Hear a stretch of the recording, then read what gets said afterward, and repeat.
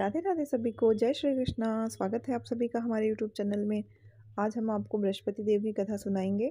कथा अच्छी लगे तो वीडियो को लाइक करें एंड चैनल को सब्सक्राइब करें। कथा के अनुसार प्राचीन काल की बात है। किसी राज्य में एक बड़ा प्रतापी और दानी राजा राज करता था। वह हर गुरुवार को व्रत रखकर दीन दुखियों की मदद करके पुण्य प्राप्त करता था।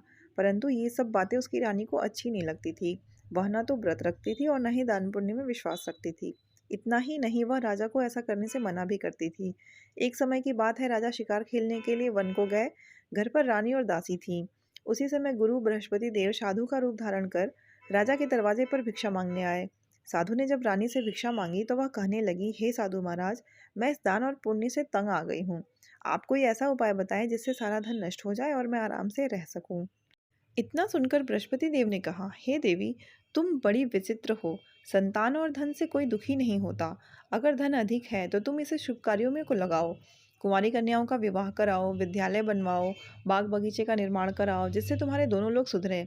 परंतु साधु की इन बातों से रानी को खुशी नहीं हुई। उसने कहा कि मुझे ऐसे धन की आवश्यकता नहीं है जिसे मैं दूसरों को दान दूं और जिसे संभालने में मेरा सारा समय नष्ट हो जाए। तब साधु ने कहा, अगर तुम्हारी ऐसी इच्छा है तो मैं जैसा तुम्हें बताता हूँ तुम वैसा ही करना। गुरुवार के दिन घर को गोबर से लीपना, अपने बालों को पीली मिट्टी से धोना, राजा से हजामत बनाने को कहना, भोजन में मांस मदिरा का प्रयोग करना, कपड़े धोबी के यहाँ धुलने देना। इस प्रकार 7 बृहस्पतिवार करने से तुम्हारा सारा धन नष्ट हो जाएगा। इतना कहकर साधु के रूप में बृहस्पति देव अंतर ध्यान हो गए। साधु के अनुसार बताई गई बातों को पूरा करते हुए रानी को केवल 3 बृहस्पतिवार ही बीते थे कि उसकी समस्त धन संपत्ति नष्ट हो गई। भोजन के लिए राजा का परिवार तरसने लगा। तब एक दिन राजा ने रानी से बोला कि हे रानी, तुम यहीं रहो, मैं दूसरे देश को जाता हूँ, क्योंकि यहाँ पर सभी लोग मुझे जानते हैं, इसलिए मैं यहाँ कोई छोटा कार्य नहीं कर सकता। ऐसा कहकर राजा दूसरे देश चला गया। वहाँ जंगल से लकड़ी काट कर लाता और शहर में बेचता। इस तरह वह अपना जीवन व्यतीत करने लगा। इधर राजा के प्रदेश जाते ही रानी और दासी दुखी रहने लगीं। एक बार जब रानी और दासी को 7 दिन बिना भोजन के रहना पड़ा तो रानी ने अपनी दासी से कहा, हे दासी, पास के ही नगर में मेरी बहन रहती है, तुम उसके पास जाओ, वो हमारी मदद जरूर करेगी। वह बड़ी धनवान है, तू उसके पास जा और कुछ ले आ, ताकि थोड़ा बहुत गुजर बसर हो जाए। दासी रानी की बहन के पास गई। उस दिन गुरुवार था और रानी की बहन उस समय बृहस्पतिवार व्रत की कथा सुन रही थी। दासी ने रानी की बहन को अपनी रानी का संदेश दिया, लेकिन रानी की बड़ी बहन ने कोई उत्तर नहीं दिया। जब दासी को रानी की बहन से कोई उत्तर नहीं मिला तो वह बहुत दुखी हुई और उसे क्रोध भी आया। दासी वापस आकर रानी को सारी बातें बता दी। ये सुनकर रानी ने अपने भाग्य को कोसा। उधर रानी की बहन ने सोचा कि मेरी बहन की दासी आई थी, परंतु मैं उससे नहीं बोली, इससे वह बहुत दुखी हुई होगी। कथा सुनकर और पूजा समाप्त करके वह अपनी बहन के घर गई और कहने लगी, हे बहन, मैं बृहस्पतिवार व्रत का कथा कर रही थी। तुम्हारी दासी मेरे घर आई थी, परंतु जब तक कथा नहीं होती तब तक ना तो उठते हैं और ना ही बोलते हैं, इसलिए मैं नहीं बोली। बताओ दासी क्यों आई थी। रानी बोली, बहन, तुमसे क्या छिपाऊं, हमारे घर में खाने तक को अनाज नहीं है। ऐसा कहते कहते रानी की आंखें भर आईं। उसने दासी समेत पिछले 7 दिनों से भूखे रहने की पूरी बात अपनी बहन को बता दी। रानी की बहन बोली, देखो बहन, भगवान बृहस्पति देव सबकी मनोकामना को पूर्ण करते हैं। देखो, शायद तुम्हारे घर में अनाज रखा हो।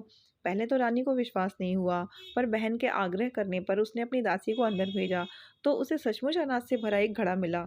ये देखकर दासी को बड़ी हैरानी हुई। दासी से कहने लगी, हे रानी, जब हमको भोजन नहीं मिलता था तो हम व्रत तो करते ही थे, इसलिए क्यों ना हम इनसे व्रत और कथा की विधि पूछ लें ताकि हम भी व्रत कर सकें। तब रानी ने अपनी बहन से बृहस्पतिवार व्रत के बारे में पूछा। उसकी बहन ने बताया, बृहस्पतिवार के व्रत में चने की दाल और मुनक्का केले के जड़ में अर्पित करें तथा दीपक जलाएं। व्रत कथा सुने और पीला भोजन ही करें। इससे बृहस्पति देव और भगवान विष्णु प्रसन्न होते हैं। व्रत और पूजा की विधि बताकर रानी की बहन अपने घर को लौट आई। 7 दिन बाद जब गुरुवार आया तो रानी और दासी ने व्रत रखा। वह घुड़साल से जाकर चना और गुड़ ले आई, फिर उसे केले की जड़ तथा विष्णु भगवान की पूजा की। अब पीला भोजन की चिंता को लेकर दोनों बहुत दुखी हुई। चूंकि उन्होंने व्रत रखा था, इसलिए बृहस्पति देव उनसे प्रसन्न थे।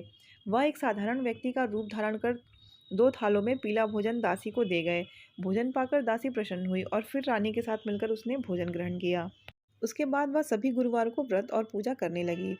बृहस्पति देव की कृपा से उसके पास फिर से धन संपत्ति आ गई, परंतु रानी फिर से पहले की तरह आलस करने लगी। तब दासी बोली, देखो रानी, तुम पहले भी इस प्रकार आलस्य करती थी, तुम्हें धन रखने में कष्ट होता था, इस कारण सभी धन नष्ट हो गया, और जब बृहस्पति देव की कृपा से धन मिला है तो फिर तुम्हें आलस्य होने लगा है। रानी को समझाते हुए दासी कहती है, बड़ी मुसीबतों के बाद हमें ये धन पाया है, इसलिए हमें दान पुण्य करना चाहिए, भूखों को भोजन कराना चाहिए और धन को शुभ कार्यों में खर्च करना चाहिए। इससे तुम्हारे कुल का यश बढ़ेगा, स्वर्ग की प्राप्ति होगी और पितृ प्रसन्न होंगे। दासी की बात मानकर रानी अपना धन शुभ कार्यों में खर्च करने लगी। इससे पूरे नगर में उसका यश बढ़ने लगा। बृहस्पतिवार व्रत कथा के बाद श्रद्धा के साथ आरती की जानी चाहिए। इसके बाद प्रसाद बांटकर उसके खुद ग्रहण करना चाहिए।